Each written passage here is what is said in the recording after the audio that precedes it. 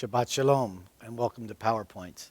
I want to give you something to think about this weekend as you meditate, particularly on Saturday, and you spend time resting and being quiet with the Lord.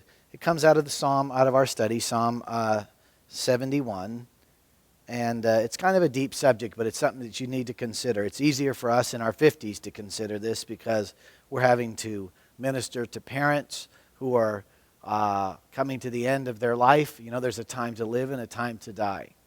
And some of you are younger that watch this, but there's a pattern here. And the psalmist says this: "Do not cast me off in the time of old age. Do not forsake me when my strength fails. For my enemies speak against me, and those who lie in wait for my life take counsel together." I've watched over the years people who have had great ministries particularly and great businesses and then get to the end and there's a deterioration and there's a failure that takes place. And the sad thing about it is there are enemies that lie in wait for that.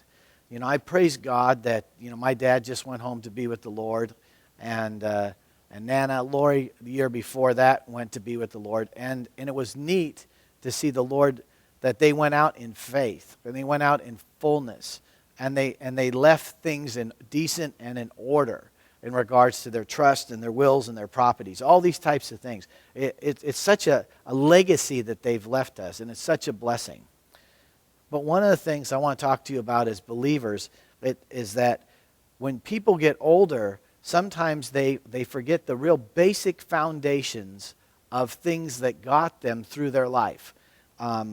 Church attendance, prayer meeting attendance, Bible study time privately every day in your home, ministering to others, encouraging others, all these types of things that they did in their life. Toward the end, when they get weaker, they forget these things. But these are the very things that allow us to finish and finish well. So on this Sabbath, I want you to pray about what are your basics, what are your foundations. Write them down and strengthen the foundations that remain in your life, and make sure that you pass them on as an inheritance to your children and your children's children. Shabbat Shalom.